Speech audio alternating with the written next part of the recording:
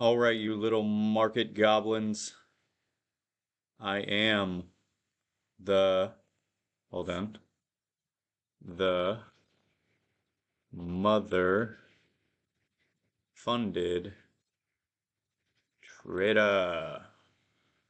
Welcome to the video series. I am not sure what I am going to title this as, but more or less this is going to be basic trading 101. Just going over the basics, teaching y'all basically how to identify, certain things within the market to be able to one day maybe speculate. I am never going to promise anybody anything, but hopefully y'all can learn a little bit more throughout this series. Anyways, the first lesson today, because I see this topic as being so overlooked when it comes to just basic overall market sentiment, is a little word I like to call liquidity. Now, you probably have heard this word before. You've probably heard it tossed around. There's probably a lot of different variations that you've heard people use it in the sense as. But basically, I'm going to break it down into two separate items.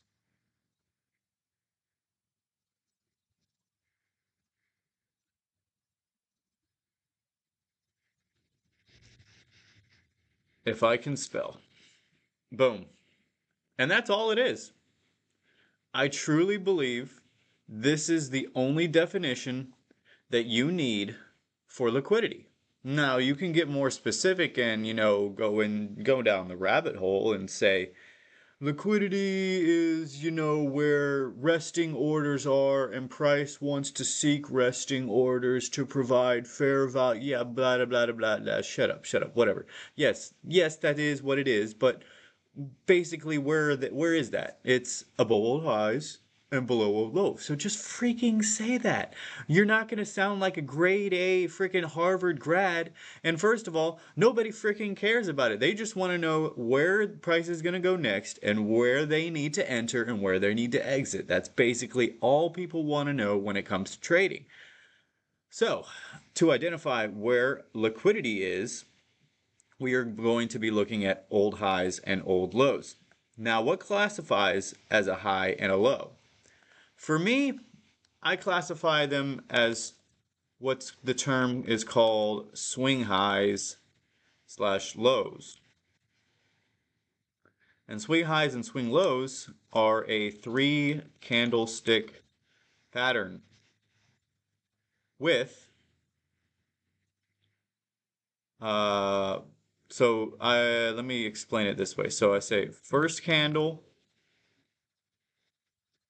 lower than the middle candle, middle candle, and don't worry if this is a little bit confusing because I'll draw an example of it. Middle candle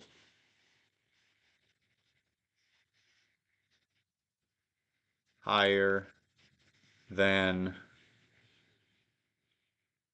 first and third candle, and third candle lower than middle candle. So this one is for a swing high. Swing high. Whoops. And just flip everything for, we'll just do it for completeness sake. Swing low.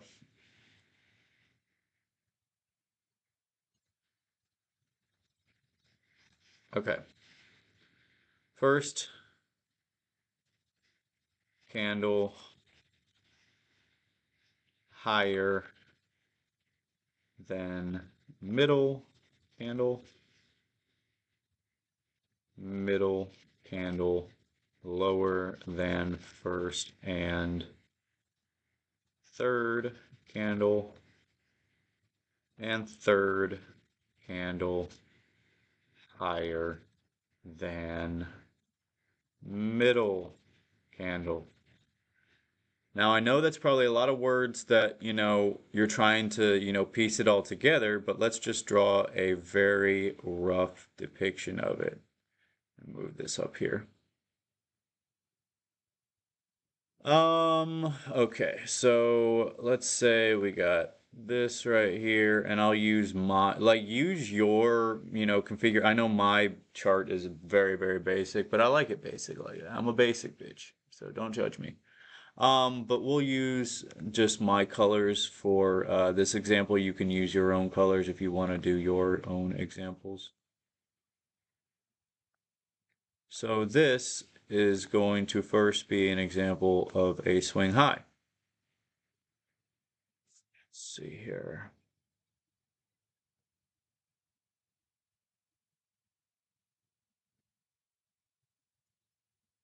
Here's I messed that up. Oh, let's delete that.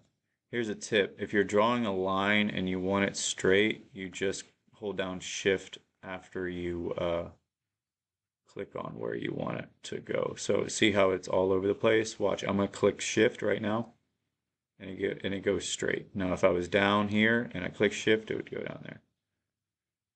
Okay, whoops, nope, wrong one again.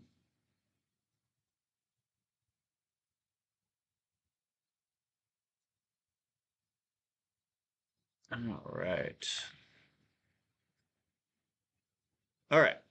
So we have this candlestick formation here. And basically, this is basically explaining this right here. So first candle, lower than the middle candle. And we include these wicks. Because remember, what's a candlestick formation? We have the body of the candle right here. We have the open. So I'll explain candlesticks a little bit, even though we should be pretty familiar with candlesticks. Open. Here's the close. Here's the low. And here's the high. Very basic candlestick formation that we all should know. We have open, high, low, and close. This is basically trading 0.1. This isn't even trading 101. This is just basic, candlestick formation. Anyway, so like I was starting to explain, in a swing high, first candle is lower than the middle candle. Is this wick lower than this wick? Yes, it is. So that checks off that box. Middle candle is higher than the first and third candle. Is the middle candle's higher than this and the first candle and the third candle? Yes, it is. So that checks off that box. Is the third candle lower than the middle candle? Yes, it is.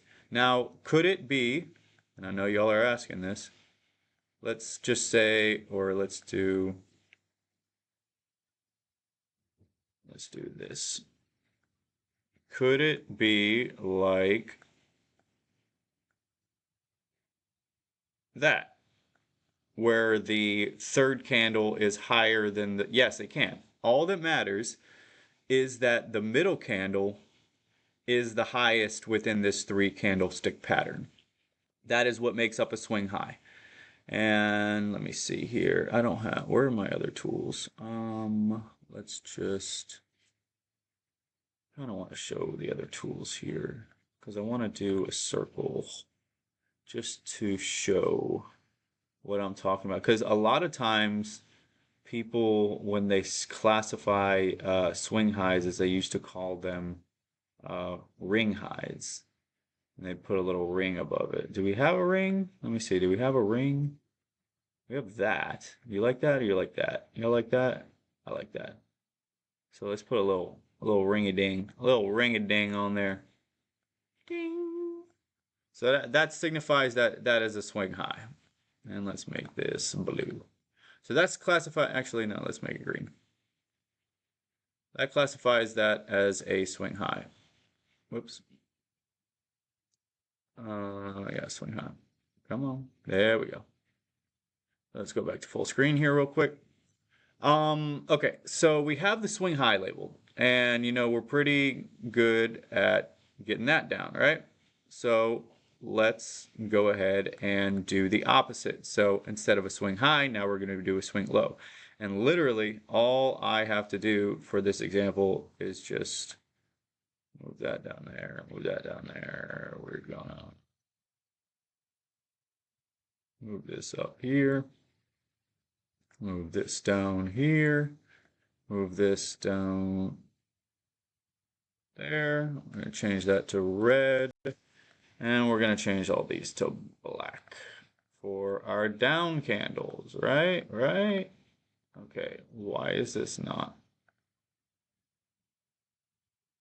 So whenever we look at swing highs, if I can get this to freaking work with me, does anybody know, and let me know, please, if there's a way I can like grab certain things at one time and make them and change all their features together. You know what I'm talking about? Like, instead of selecting each one of these one at a time, because this literally takes a million years. Does anybody know? Or are you just gonna leave it? No, my OCD is killing me from that.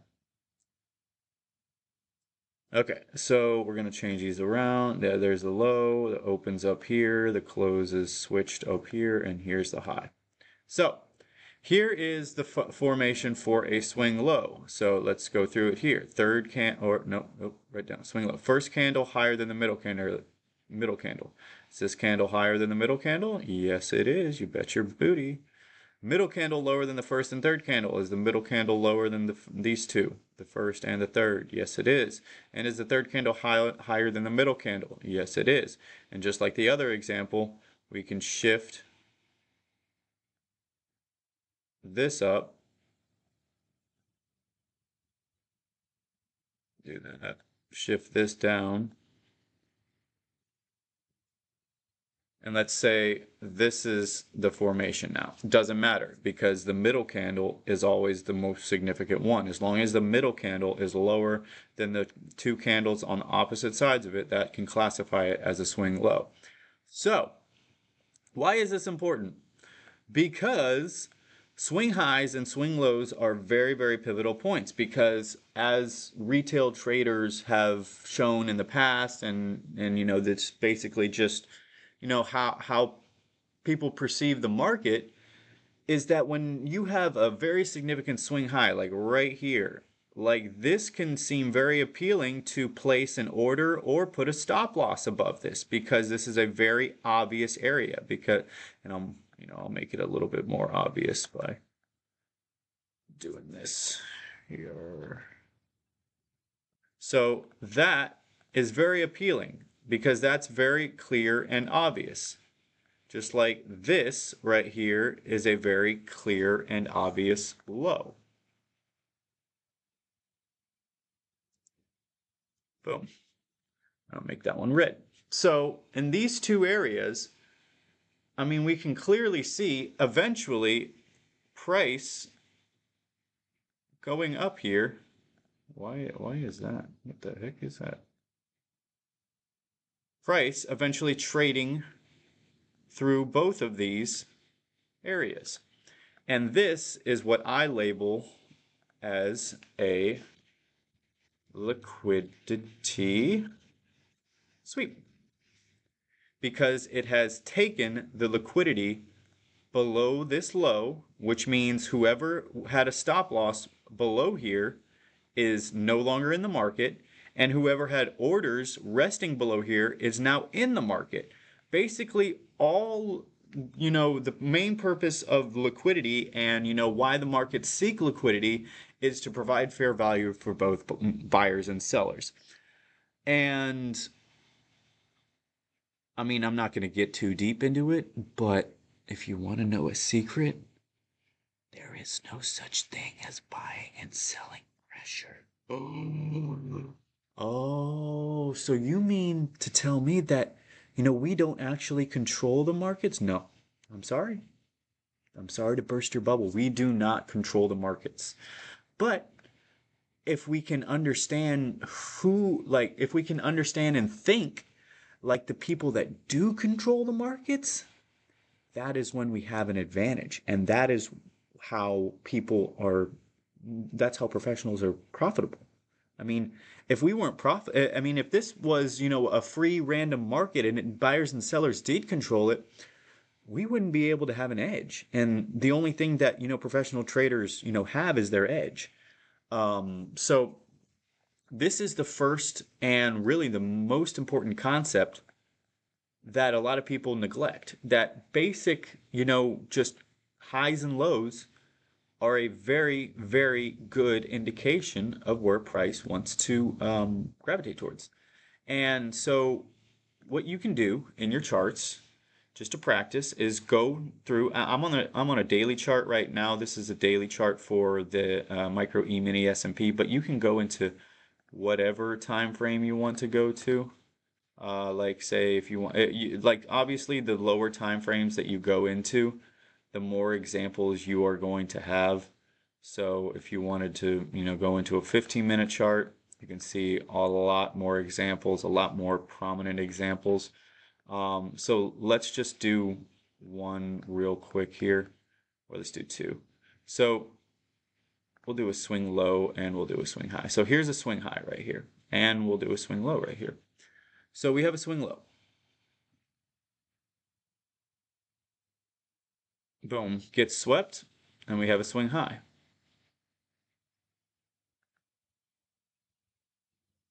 Boom, that gets swept.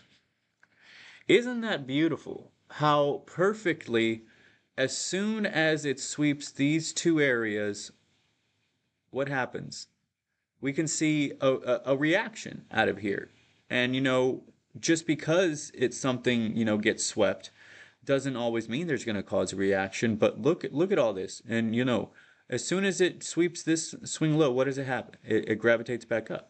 As soon as it sweeps this swing high, what happens? It gravitates back down. What happens as soon as it it sweeps this swing low? It takes a little bit more time, but it eventually comes back up. So this, and I mean, just go ahead and mark up all the swing highs that you see. Don't worry about getting your chart messy because you're just practicing. Here's a swing high. And I'm more just marking the most obvious ones. There are so many in here.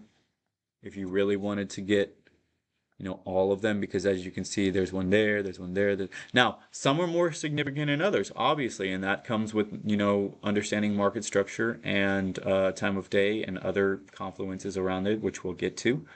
But, this is a very good basic starting point to just go around your charts and start marking your swing highs and swing lows. Boom, swing high.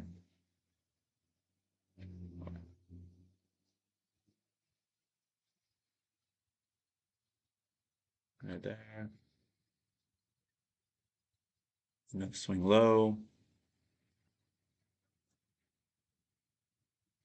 Another swing high.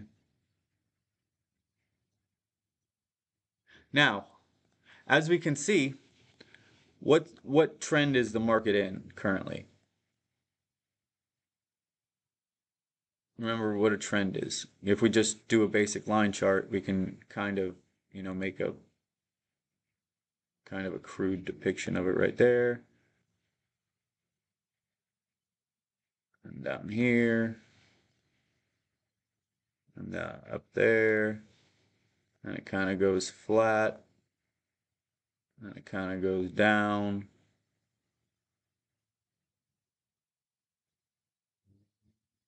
And then it kind of starts to go back up again.